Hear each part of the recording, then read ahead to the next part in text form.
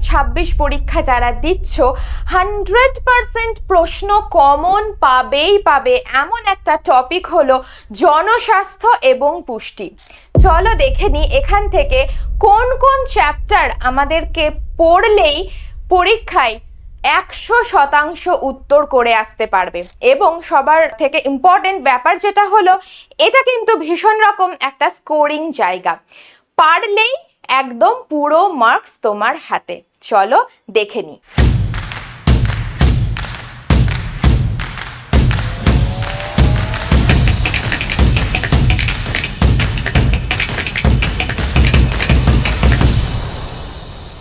ইতিমধ্যেই তোমরা জেনে গেছো যে 3টে স্ল্যাব রয়েছে, তাই না? একটা হলো আইসিডিএস সুপারভাইজার, তারপরে হলো কর্মী এবং সহায়িকা। এই 3টে ধাপের তোমাদের যারা রিক্রুটমেন্ট যখন হবে তখন এই 3টে ধাপে তোমরা তোমাদের চাকরি পাবে। তো দেখো, সুপারভাইজারের এক্সামটা তোমরা জানো যে পিএসসি কন্ডাক্ট করছে, এবং বাকি যে পরীক্ষাগুলো অবশ্যই সুপারভাইজারের থেকে, সেইখানে কিন্তু প্রশ্ন বেশ কিছুটা ইজি, তাই না? এবার দেখো টপিক যেগুলো, সেই টপিকগুলোর মধ্যে থেকে সুপারভাইজার এবং হেল্পার এবং ওয়ার্কারে টপিক একই, কিন্তু আমার পড়াশোনার লেভেলটা সুপারভাইজারের জন্য হয়ে যাবে একটু বেশি। আর অপরদিকে হেল্পার এবং ওয়ার্কারের ক্ষেত্রে সেই একই জিনিস পড়তে হবে, কিন্তু স্ট্যান্ডার্ডটা হবে একটু কম, তাই না? তো দেখো, তোমরা জানোই এগুলো যে 3টে যে পোস্ট, তাই না? সুপারভাইজার, ওয়ার্কার এবং সহায়িকা। এবং সেই ক্ষেত্রে দেখো বয়সটা তোমরা দেখতেই পাচ্ছ, 18 থেকে 39 বছর পর্যন্ত কিন্তু জেনারেলরাই পরীক্ষা দিতে পারছো। তাছাড়া এই ক্ষেত্রে দেখো ওয়ার্কার এবং হেল্পারের ক্ষেত্রে ন্যূনতম বয়স কিন্তু 18 বছর, ঠিক আছে? এক্ষেত্রেও কিন্তু তোমাদের যাদের রিজার্ভেশন আছে, ওবিসি, এসটি, এসসি, সেক্ষেত্রেও কিন্তু যে বয়সের ছাড়, সেটাও কিন্তু এই বয়সের পরেই পেয়ে যাবে। নেক্সট দেখে নাও, শিক্ষাগত যোগ্যতা গ্র্যাজুয়েশন হতে হবে যদি তুমি চাও কি সুপারভাইজারেরটা দিতে। বাকি দুটো কিন্তু আমাদের মাধ্যমিক, উচ্চ মাধ্যমিক, সেই ক্ষেত্রে কিন্তু অ্যাপ্লিকেবল হয়ে যাবে।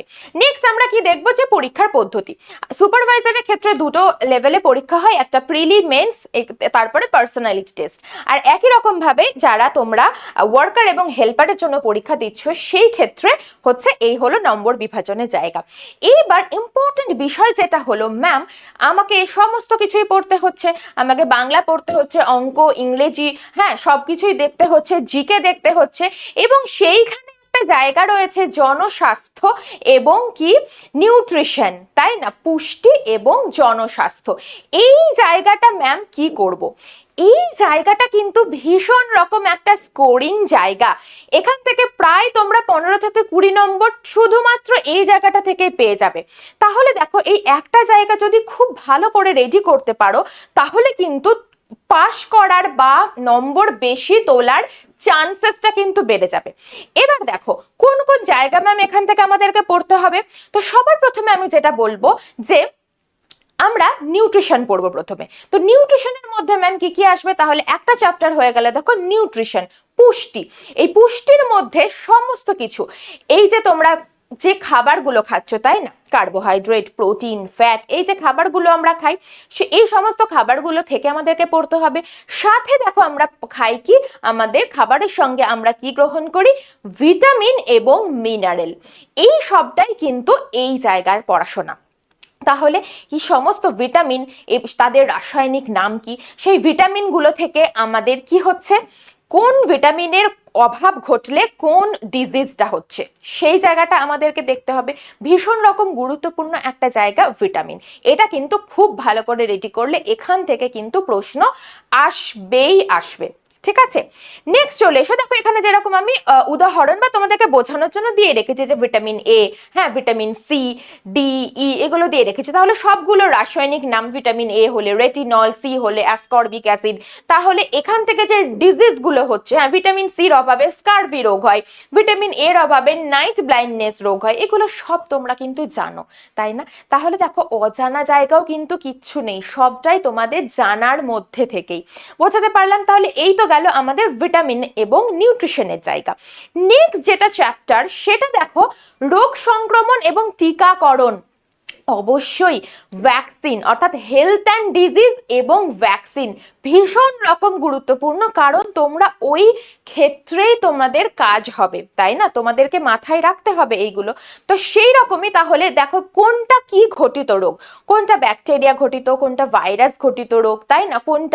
কোন রোগগুলো একে অপরের মধ্যে ছড়িয়ে যায়, কোন রোগগুলো ছড়ায় না, এই জায়গাগুলো দেখব। এবং ভ্যাকসিনেশন, তাই না? টিকাকরণ কি, কোন কোন রোগের ভ্যাকসিন হয়, সেই জায়গাটা আমরা দেখব। এবার দেখো ভেক্টর, হ্যাঁ ভেক্টর বলতে কি, যে রোগগুলো একজনের থেকে আরেকজনে ছড়িয়ে যায় ভীষণ রকম ভাবে, যেরকম তোমরা দেখতে পাচ্ছ ম্যালেরিয়া, ডেঙ্গু, আমি এখানে উদাহরণস্বরূপ দিয়ে রেখেছি। তো ম্যালেরিয়া একটা প্রোটোজোয়ান ডিজিজ, ঠিক আছে, প্লাজমোডিয়াম আমরা শুনেছি, মশা বাহিত, তাই না? তাহলে মশার কামড় থেকে কি হচ্ছে, ম্যালেরিয়া। অপরদিকে ডেঙ্গু যদি দেখে নাও, ডেঙ্গু কিন্তু একটা ভাইরাল ডিজিজ, বোঝাতে পারলাম? তাহলে এই জায়গাগুলো আমাদেরকে দেখতে হবে, মাছির মাধ্যমে কোন রোগগুলো ছড়াচ্ছে এইটা। এবার চলে আসি ভ্যাকসিনের কথা বলছিলাম, তাহলে দেখো বিসিজি ভ্যাকসিন, হ্যাঁ, তারপরে কি ওপিভি, ওরাল পোলিও ভ্যাকসিন, এই ভ্যাকসিনগুলোর টাইপ, ভ্যাকসিনের টাইপ রয়েছে, তাই না? কোনো ভ্যাকসিনে কি হয় যে হিট কিল্ড জীবাণুটাকে দেওয়া হয়, কোনো ভ্যাকসিনে হ্যাঁ জীবন্ত জীবাণুই অল্প অল্প ডোজে দেওয়া হয়। তাহলে ভ্যাকসিনের টাইপগুলো আমাদেরকে পড়তে হবে, দেখবে অ্যাটিনিউয়েটেড, হ্যাঁ এই ধরনের টার্ম তোমরা পাবে, ভ্যাকসিনের টাইপ দেখতে হবে। ওরাল পোলিও ভ্যাকসিন ভীষণ রকম গুরুত্বপূর্ণ। আবার দেখো এই যে দেখতে পাচ্ছ, হ্যাঁ বিসিজি, ব্যাসিলাস ক্যালমেটি গুয়েরিন, এই ক্ষেত্রে দেখো তিনটের একসাথে একটা টিকা দেওয়া হচ্ছে, তিনটে রোগের। আবার কোনো ক্ষেত্রে দেখো ওরাল পোলিও ভ্যাকসিনে দেখো ওপিভিতে দেখো কেবলমাত্র পোলিও রোগকে সারানোর জন্যই দেওয়া হচ্ছে। তাহলে কোনো ভ্যাকসিন কি রয়েছে অনেকগুলো রোগের জন্য, কোনো ভ্যাকসিন রয়েছে কেবল একটা রোগের জন্য। তাহলে এই চ্যাপ্টারটাও ভালো করে আমাদেরকে পড়তে হবে। নেক্সট চলে এসো, আমাদের পড়তে হবে যে একটা বেবি, হ্যাঁ একটা বেবি তার প্রপার ডেভেলপমেন্টের জন্য কি কি ধাপ রয়েছে, কি কি প্রয়োজন তার হেলথের, তার স্বাস্থ্য, তার ফিজিক্যাল এবং মেন্টাল হেলথ পুরোটাকেই সঠিকভাবে এগিয়ে নেওয়ার জন্য, শিশুটার সার্বিক বিকাশের জন্য, ডেভেলপমেন্টের জন্য কি কি দরকার সেটা দেখতে হবে। একটা তো পড়লামই অলরেডি, আমরা নিউট্রিশন পড়লাম, এটা তো চাইল্ড ডেভেলপমেন্টেরই একটা বলো একটা অংশ, তাই না? খাবার যদি ঠিকঠাক না হয় তার বিকাশ কি হবে? তাহলে এই জায়গাটা। এবার শুধুমাত্র শিশু করলেই তো হবে না, শুধুমাত্র শিশুর দিকটা দেখলেই হবে না, আমাদেরকে দেখতে হবে কোনো যদি প্রেগনেন্ট লেডি, হ্যাঁ তো তার শারীরিক প্রচুর চেঞ্জেস তার মধ্যে আসে, তাই না? একটা যখন গর্ভবতী মহিলা, তার শরীরের মধ্যে অপর আরও একটি প্রাণ বেড়ে উঠছে, তাহলে তার শরীরে যে চেঞ্জেসগুলো আসে সেই সময়ে কোনটা তার জন্য ঠিক, কোনটা তার জন্য ভুল, এই জায়গাটা আমাদেরকে দেখতে হবে। অনেক হরমোনাল চেঞ্জেস হয়, তাহলে এই চ্যাপ্টারটা আমাদেরকে ভালো করে পড়তে হবে। কোনটা? যে একটা প্রেগনেন্ট লেডি তার কি কি প্রয়োজন সেই দিকটা, ঠিক আছে? নেক্সট দেখো একটা শিশু আমরা দেখলাম। এবার দেখো একটা ল্যাকটেটিং মাদার, যেই মা কি করছেন, দুগ্ধ প্রদান করছেন, তাই না? তার বেবি ছোট, তাহলে বেবিটা সেই মায়ের দুধ খেয়ে বড় হচ্ছে, তো সেই ল্যাকটেটিং উইমেনের বডিতে এক্সট্রা কি কি দরকার, তার কোন রকম কেয়ার দরকার সেইটা আমাদের লাগবে। অনেক এরকম মেডিসিন রয়েছে যেইগুলো কিন্তু ওই প্রেগনেন্সির সময়ে বা ল্যাকটেটিং উইমেন হলে সেইগুলো কিন্তু নেওয়া যায় না, সেই জায়গাটা। তাহলে দেখো কতগুলো চ্যাপ্টার আমরা পেলাম, একটা পেলাম নিউট্রিশন অ্যান্ড ভিটামিন পেলাম, নেক্সট আমরা দেখতে পেলাম কি রোগ এবং স্বাস্থ্য, তাই না? হেলথ অ্যান্ড ডিজিজ এটা পেলাম। নেক্সট আমরা পেলাম ভ্যাকসিনেশন 3 নম্বর। 4 নম্বর আমরা পেলাম যে মাতৃ এবং শিশু এদের যে তাদের কিভাবে কেয়ার নেব সেই জায়গাটা। তো এই হচ্ছে আমাদের সম্পূর্ণ যে জনস্বাস্থ্য এবং পুষ্টি, এই পুরো টপিকটার মধ্যে এইটাই রেডি করার বিষয়, বোঝাতে পারলাম? তো দেখতেই পাচ্ছ কঠিন একদমই কিছু নয়, একদম তোমাদের জানার জায়গাগুলো থেকেই পড়তে হবে। এছাড়াও দেখে নাও ওই যে ওআরএস, তাই না? ওআরএস কখন দেওয়া হয়, তার কম্পোজিশন কি থাকে, এই সমস্ত টপিক। তাহলে আমরা দেখে নিলাম বেশ 4-5টা টপিক আমরা যদি কমপ্লিট করি, আমরা কিন্তু এই জায়গা থেকে 15 থেকে 20 নম্বর ইজিলি কিন্তু আমরা 100% কমন পেয়ে যাব। বোঝাতে পেরেছি? তো দেখে নাও। তো যারা যারা আইসিডিএস 2026 পরীক্ষাটার জন্য প্রস্তুতি ইতিমধ্যেই শুরু করেছো বা শুরু করবে ভাবছো, যদি প্রিপারেশনটাকে সঠিকভাবে নিতে চাও, অবশ্যই তোমরা আমাদের চ্যানেলকে ফলো রাখবে। এবং দেখো, তোমাদের জন্য এসে গেছে মিশন আইসিডিএস সুপারভাইজার 2.0। যারা কেবলমাত্র আইসিডিএস এর এক্সামটাকেই লক্ষ্য রাখতে চাইছো, তারা এই ব্যাচটি নিতে পারো। নেক্সট দেখো, যারা চাইছো না সুপারভাইজারটা একটু কঠিন হয়ে যাচ্ছে, অতটা একসাথে করাটা পসিবল হবে না ম্যাম, আমরা ওয়ার্কার এবং হেল্পার এই দুটোতে, এই জায়গাটাতেই ফোকাস রাখতে চাইছি, তারা নিতে পারো mission ICDS worker and helper. তাদের জন্যই স্পেশালি ওয়ার্কার অ্যান্ড হেল্পার, এইটার জন্যে যারা এক্সামটা দেবে তাদের জন্য ডেডিকেটেড ব্যাচ, তারা এটাও নিতে পারো।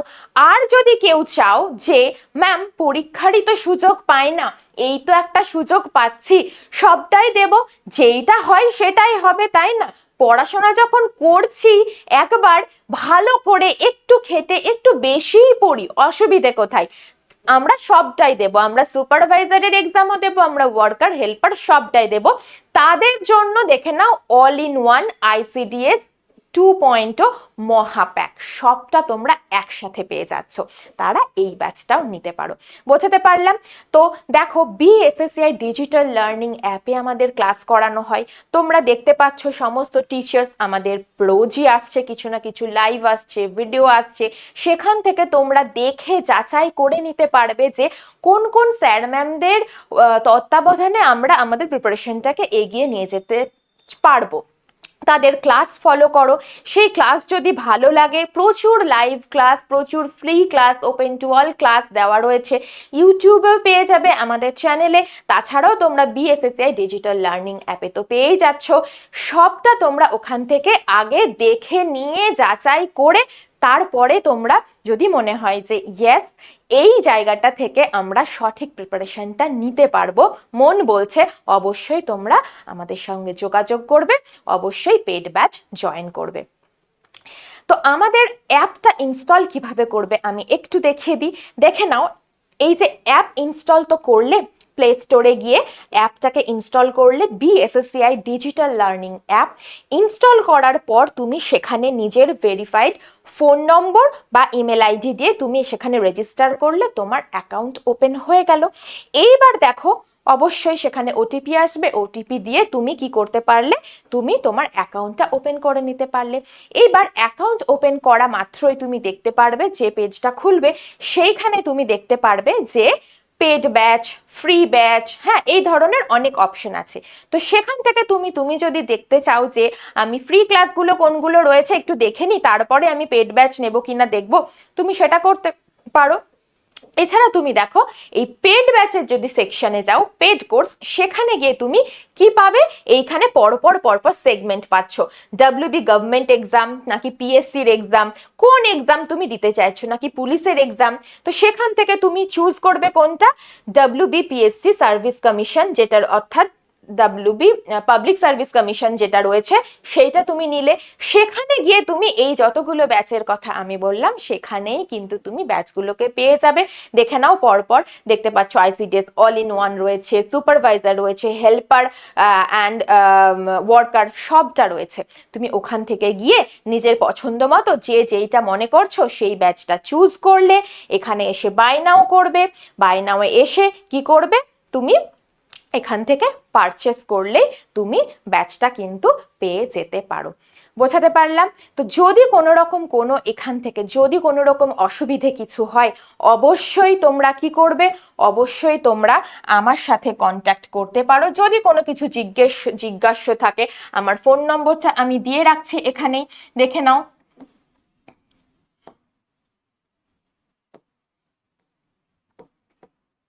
এই ফোন নম্বরে তোমরা হোয়াটসঅ্যাপ করতে পারো, আমি তারপরে এরপরেও যদি কোনো কিছু অসুবিধে হয় আমি কিন্তু পরপর তোমাদেরকে স্টেপ বাই স্টেপ বলে দেব কিভাবে তোমরা ব্যাচ পারচেস করতে পারবে।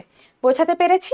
তাহলে এই যে একটা সেশন দেখো, ভীষণ রকম গুরুত্বপূর্ণ, আমার মতে তো বলে ভীষণ রকম গুরুত্বপূর্ণ, কারণ এই যে নিউট্রিশন এবং পাবলিক হেলথ, ঠিক আছে, এই জায়গাটা থেকে না একদম খুব অল্প একটু পড়াশোনা করলেই একদম পুরো 15 থেকে 20টা নম্বর যতটা থাকবে 100% নম্বরই তুমি নিয়ে আসতে পারবে। তো ওই জন্যই এটা ছিল একটা সুন্দর গাইডলাইন। যদি সেশনটা তোমাদের ভালো লেগে থাকে অবশ্যই একটা লাইক করে দিও, এবং নিজেদের বন্ধুদের মধ্যে বা যারা চাইছে এই পরীক্ষাটার প্রস্তুতি নিতে চায় অবশ্যই শেয়ার করো। কমেন্টে অবশ্যই জানাবে যে নেক্সট কোন ভিডিও নিয়ে আসার তোমাদের প্রয়োজন রয়েছে, কোন বিষয়ে কোয়ারিজ রয়েছে ইত্যাদি। এবং অবশ্যই থ্যাংক ইউ, সকলে খুব ভালো থাকো।